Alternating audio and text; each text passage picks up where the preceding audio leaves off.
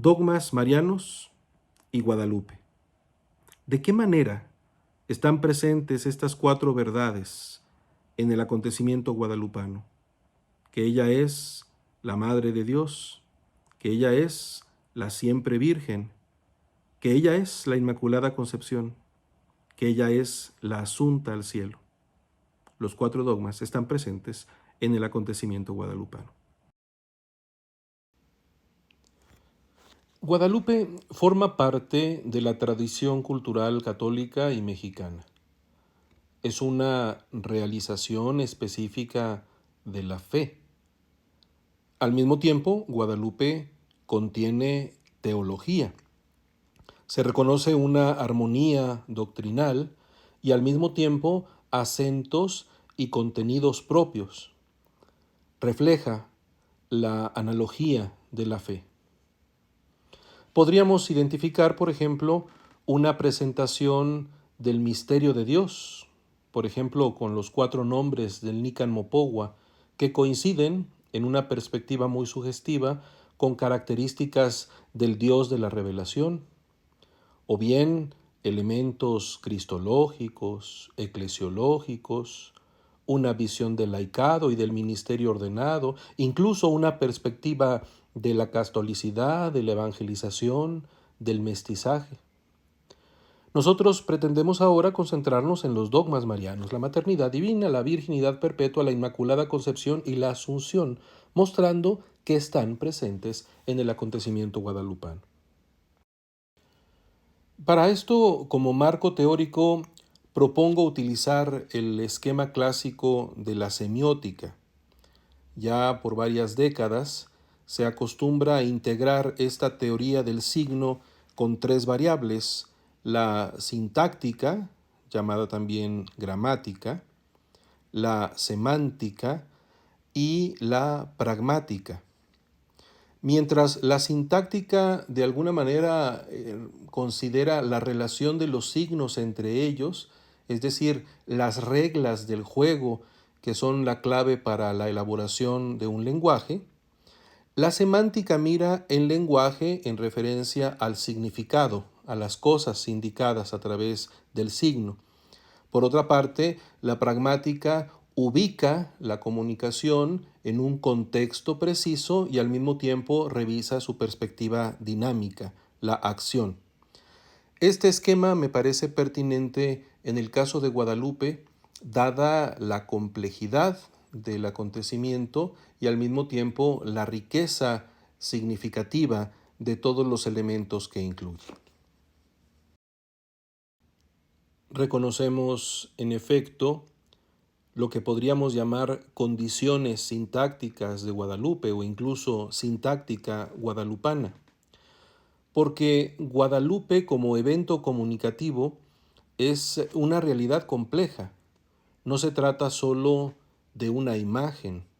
Hay, por supuesto, una imagen, un elemento iconográfico, pero también tenemos una narración convertida en clásica, pero que tiene como base también una transmisión oral. Tenemos un acontecimiento, una referencia histórica ubicada en el tiempo y en el espacio. Y tenemos en ese sentido también una tradición, porque es una realidad transmitida a través de la contemplación de la imagen y de la permanencia de la narración, incluso a través de diversas explicaciones. Todos estos elementos deben verse en referencia recíproca y al mismo tiempo empatarse con la analogía de la fe. ¿De qué manera se reconoce en Guadalupe la fe católica? ¿Cómo se enriquece gracias a Guadalupe la transmisión de la fe católica? Además, ¿cómo se discierne lo auténtico de lo espúreo? Las características sintácticas de Guadalupe nos hacen reconocer, por una parte, la integración de elementos narrativos y simbólicos, correspondientes, por su parte, a dos o más ámbitos culturales, que encuentran una interesante armonía, que integra hacia lo católico lo mejor de lo indígena en toda su complejidad generando un proceso cultural de mestizaje en el que encontramos lenguajes múltiples y presencia simultánea de diversos niveles de expresión. Así funciona la comunicación guadalupana. Estas son las reglas del juego de Guadalupe. En realidad podríamos llegar a una armonía todavía más amplia que incluye lo geográfico, lo histórico, lo temporal e incluso lo cósmico. Pareciera ser que en Guadalupe todo converge y se integra. Se reconoce sin duda la relevancia de lo estético y de lo narrativo, pero desde la conjunción de lo estético y lo narrativo se alcanzan también elementos argumentativos que se desglosan de una manera delicadísima de los elementos simbólicos. El criterio debe seguir siendo la fe católica expresada, que encuentra en Guadalupe un lenguaje que enseña procesos de asimilación y expresión, y exige también distinguirlos de aquello de lo que va tomando distancia, evitando todo tipo de sincretismo o de estacionarnos en las fórmulas indígenas. El acontecimiento guadalupano nos presenta como regla de funcionamiento una integración hacia lo católico, una fuerza de conjuntar los elementos diversos, y este es su modo de expresarse.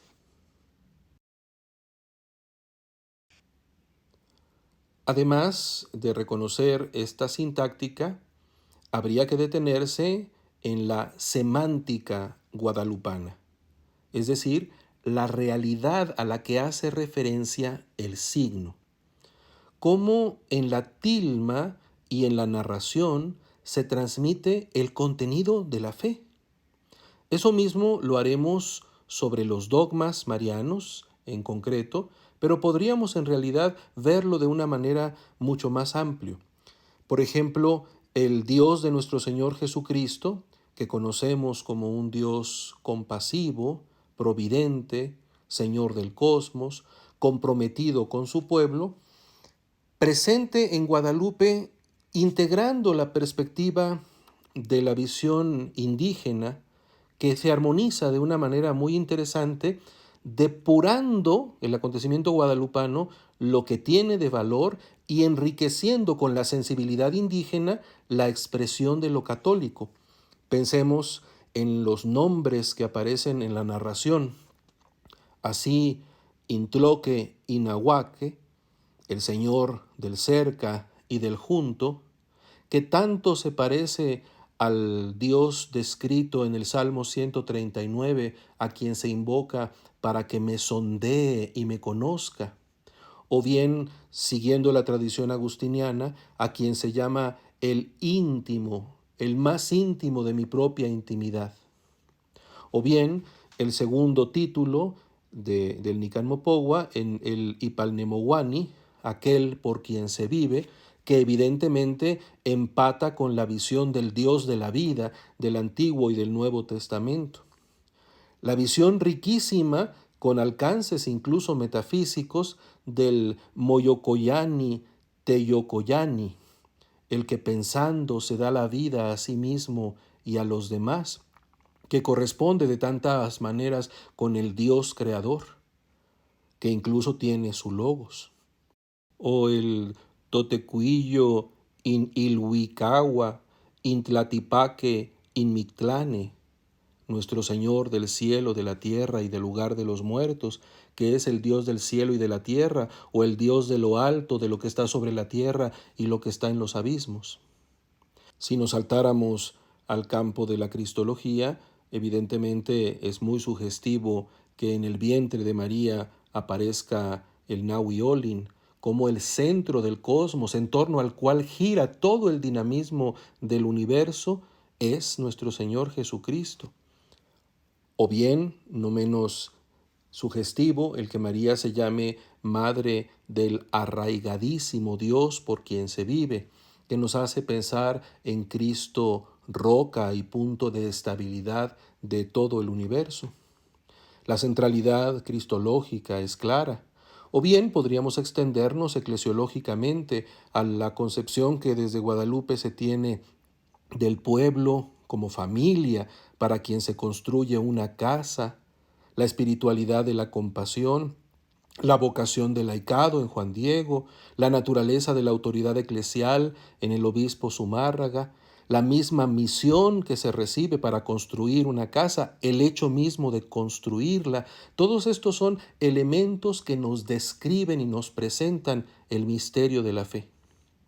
De hecho, mariológicamente destacan no solo los dogmas, sino el vínculo peculiar que María establece con un pueblo, la manera como María responsabiliza a los protagonistas de la historia, el mismo mestizaje.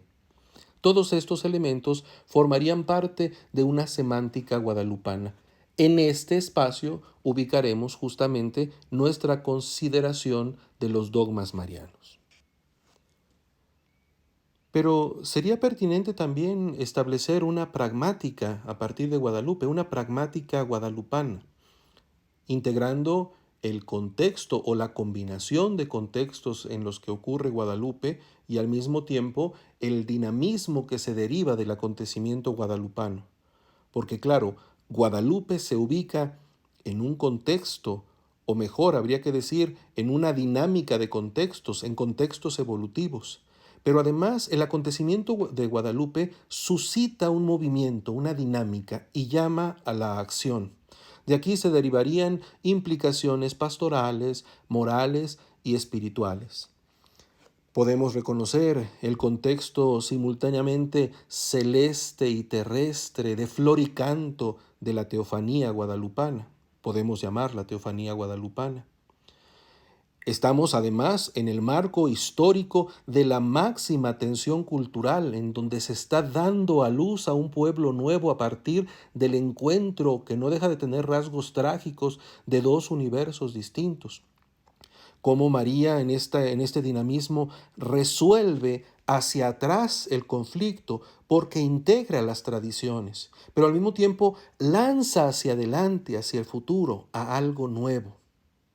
Por otra parte, hay una misión, porque ella encomienda a un indio recién convertido una tarea que habrá de realizar con el obispo y además al obispo mismo se le encarga también una tarea. Esta tarea consiste en construir una casita que es simultáneamente templo, lugar donde se habita, ciudad. Y el sentido de esta pragmática es muy familiar: mostrar y dar amor, compasión, auxilio y defensa. Va dedicado a todos los moradores de esa tierra, un sentido profundamente local, pero al mismo tiempo a todos los que la quieran amar, invocar y confiar, extendiéndose hacia un horizonte universal. La encomienda despierta una triple dinámica. Hay que anunciar, construir y mostrar compasión. Toda esta estructura del dinamismo que se deriva de Guadalupe ha sido bien captado por los obispos en el PGP, los obispos de México en el PGP, también a partir de una reflexión teológica muy hermosa y muy profunda de Gustavo Watson. Es en realidad la pragmática cristiana, que incluye una pedagogía de la fe, incluso una metodología de la evangelización, y que para nosotros en la reflexión dogmática que estamos llevando a cabo incluye también una cierta racionalidad. Es un todo coherente que se puede entender, se puede presentar, se puede explicar, se puede problematizar y a partir de ello se pueden sacar conclusiones. Por el momento no nos corresponde ni profundizar en la pragmática guadalupana, ni reflexionar sobre la sintáctica, aunque sí emplearla. Nos concentramos en la semántica guadalupana en lo que se refiere a los dogmas marianos. ¿Cómo están ellos presentes, si es que lo están, en Guadalupe? Mi tesis central es muy sencilla. En efecto, Guadalupe incluye expresamente los 4 dogmas marianos y los presenta con fluidez natural, integrando en una perfecta sintonía los elementos iconográficos con los elementos narrativos. Inevitablemente, nuestra aproximación será muy somera, solo lanzaré rumbos, haciendo ver que, sin embargo, sí se destaca la presencia de los dogmas y creo que a partir de esto, una presentación sistemática ulterior podría ser la asignatura de varias tesis de investigación. En primer lugar, María, Madre de Dios. Pictóricamente, la figura corresponde a una mujer embarazada. De acuerdo con la presentación de algunos expertos, el embarazo de la Virgen se confirma con el cinto negro que está debajo de sus manos.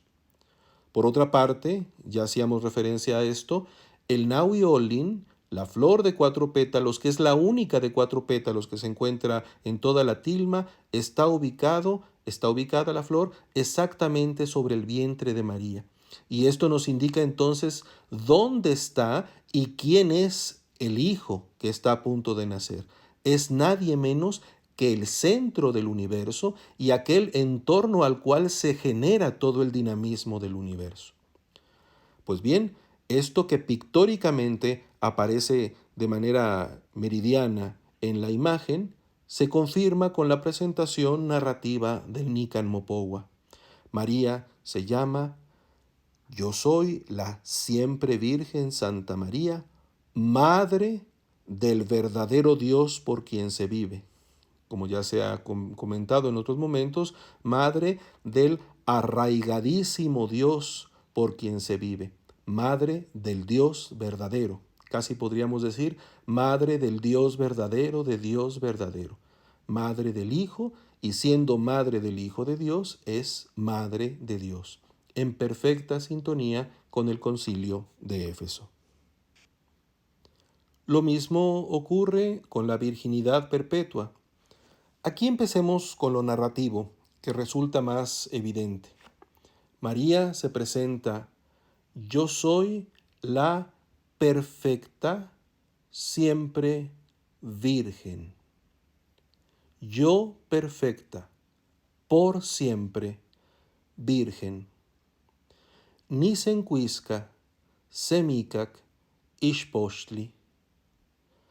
Interesante la perfección. No siempre se dice que es virgen, se dice que es perfectamente virgen y además por siempre virgen.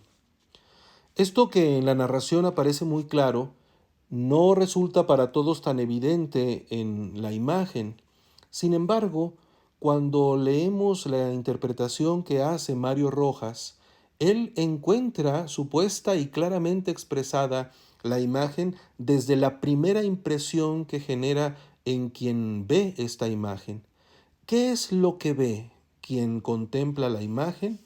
A una perfección semicac, una perpetuidad completamente de pie, perfectamente de pie, la solemnidad del estar en pie que implica una integridad total. Pero además es la que está vestida de xihuitl, de hierba, difundiendo la realidad de la que está vestida, que puede ser simultáneamente fuego, jade, piedras preciosas, esmeraldas, turquesas, pero que incluyen en esto la vida, lo excelso, la virginidad e incluso la cometa. Ella está revestida de lo excelso, que significa también estar revestida de virginidad. Esta lectura de Mario Rojas integra claramente la virginidad, explicitando lo que está en la narración en la imagen de María de pie. Otros consideran que también un signo de la virginidad sería el cabello suelto, un tema que, por cierto, otros leen como propio de una madre glorificada. El hecho es que el Códice de Mendoza, ciertamente en un pictograma que representa el matrimonio, a la doncella la presenta siempre con cabello suelto. María de Guadalupe tiene el cabello suelto, siendo que es madre, claramente madre, es al mismo tiempo una doncella. también está presente la virginidad perpetua o perfecta en la imagen y en la narración. Que María de Guadalupe incluya la noción de la Inmaculada Concepción puede a primera vista no parecer tan evidente, en el sentido de que la explicación teológica de la Inmaculada es de una enorme complejidad. Pero lo cierto es que iconográficamente lo primero que brota a los ojos es la afinidad pictórica entre Guadalupe y la Inmaculada Concepción en la fórmula que llegaría a adquirir la clásica representación de María Inmaculada. De hecho, muchos de los esfuerzos iconográficos de describir a María de Guadalupe la han vinculado con la Inmaculada Concepción. Nosotros teológicamente podemos decir que de modo semejante a como el Quejaritomene de San Lucas incluye la Inmaculada, la plenitud de santidad que está en María, tanto en la narración como en la imagen, refleja implícitamente la Inmaculada Concepción. Si iconográficamente están presentes los elementos de la Inmaculada con sus originalidades, la corona de estrellas, el sol, el ángel en los pies, estar parada sobre la luna, podemos decir que en su complejidad ahí se encuentra pictográficamente la Inmaculada Concepción. La total integridad de santidad en María, por encima de las manchas históricas, corresponde a la que es toda bella, la Inmaculada, que ejerce su libertad con su personalidad real de tal manera que realiza a la perfección el proyecto de un ser humano. Ella es la toda hermosa. Está entonces integrado el dogma de la Inmaculada Concepción en la mucho más amplia perspectiva de la hermosura de María. Más que buscarlo en el argumento, hay que captarlo en la contemplación. Finalmente, la Asunción, María Asunta. Podemos decir que no se está representando a María subiendo al cielo. La síntesis es que se habla de María asunta al cielo porque ella, en el caso de Guadalupe, es la que viene del cielo. Y si viene del cielo es porque está en el cielo. Ya hemos hablado, cuando consideramos el dogma de la Asunción, de su congruencia con el hecho de las apariciones. María se aparece con un cuerpo hermoso, porque este mismo cuerpo ya glorificado se encuentra con su Hijo, se encuentra en el ámbito divino. Pues bien, en Guadalupe todo nos habla de la Señora del Cielo. Narrativamente, el canto de los pájaros, las flores. Cuando Juan Diego empieza a tener la experiencia, se pregunta, ¿acaso estoy en el cielo? Pero también iconográficamente esto es evidente. María vestida de sol, vestida de estrellas, que camina desde el cielo para acercarse a la tierra. Ella es la mujer que viene del cielo.